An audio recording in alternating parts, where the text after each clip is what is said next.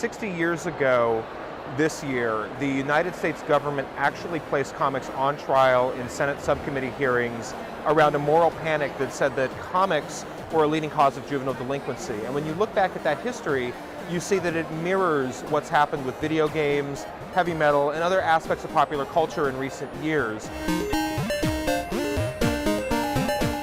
Hi, I'm Tracy Oppenheimer for ReasonTV, and today we're here at Comic-Con in San Diego, and we're with Charles Brownstein. He's the Executive Director of the Comic Book Legal Defense Fund, and he's here at Comic-Con to talk about banned comics and censorship. Charles, thanks for talking with us Thank today. you for making the time. So first off, can you talk about censorship in the comic book industry and the prevalence of these challenges to certain comics today? Absolutely. This year we look back on 2013, where the 10th most challenged book in the United States was the graphic novel series Bone, and the most challenged book in the United States was Captain Underpants by Dave Pilkey.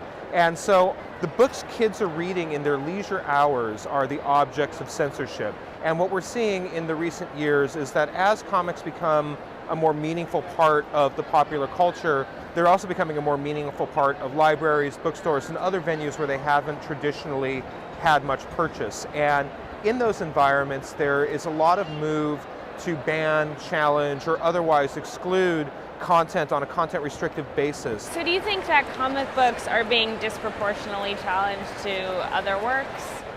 I think that the challenges to comics and graphic novels is growing in direct proportion to their prominence in the larger culture. And so I wouldn't say that comic books are being challenged with greater frequency with other works. However, comic books are being challenged with greater frequency than they ever have been.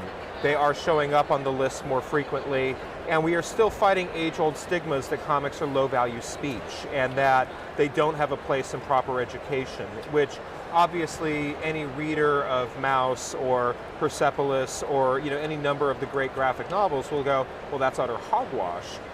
Any person that's watching popular culture, whether it's The Walking Dead or the lineup on the CW, will know that comics were the source material for a lot of this stuff, and that the literary has a lot of value. You said this earlier, that it was comics, now it's video games. Can you talk about how it's not just the format, that we're always going to have these displays? There's a history of moral panic in the United States, particularly against new media. And so in 1915, the US Supreme Court famously issued a ruling saying that motion pictures were not protected by the First Amendment because they had, quote, a capacity to do evil. And that case, that precedent lasted until the early 1950s, when they overturned it and said, yes, this is protected by the First Amendment. The comic book field, when juvenile delinquency was a rising problem post-World War II, when we had the teenager as a new social concern, were blamed for making kids delinquent. And so, you see through history, when something new comes out that gains popular purchase with young people, there's always a group that wants to restrict the material because it's going to be the end of the world. And to a certain degree, young people's job is to horrify their elders. And so there's always going to be something new that comes out that is different and horrifying. When I was growing up, it was, my parents didn't know why I was listening to Slayer. When, kids growing up these days, are playing video games with a certain amount of violence in it, it's, well, oh my God, what kind of headspace are you inhabiting? But the truth is, if you look back historically, the kids are generally okay. When I was looking over your site, I found the bit on the Comics Code Authority, and that sounds like something out of 1984. Can you just talk about that a little bit? Sure. The Comics Code Authority was formed by the comics industry because, fearing government censorship, they created a self-censorship body.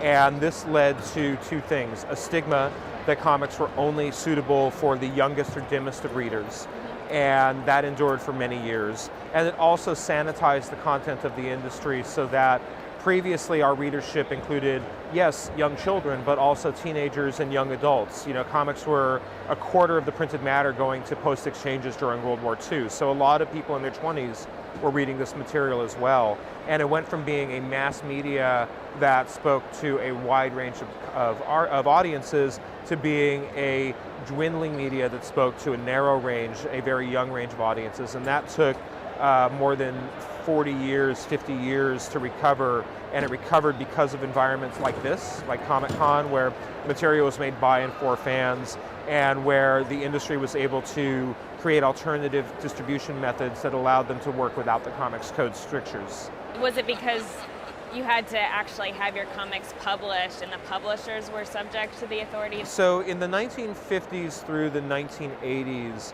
comics publishers were a segment of the magazine business, and so there wasn't the range of self-publishing options or alternative publishing options we have today. To be distributed, you had to go through the newsstand environment.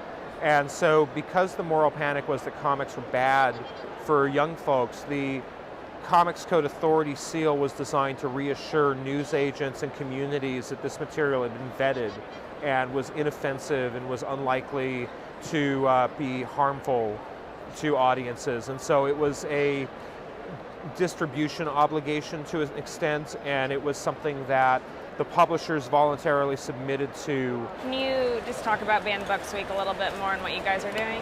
Absolutely.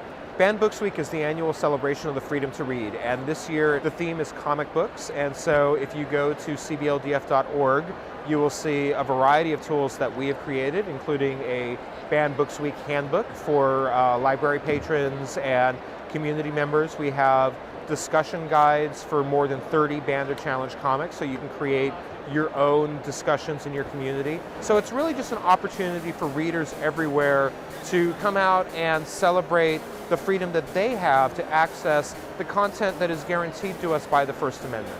Yeah, thanks again, Charles. Thank you, my pleasure. For ReasonTV, I'm Tracy Oppenheimer.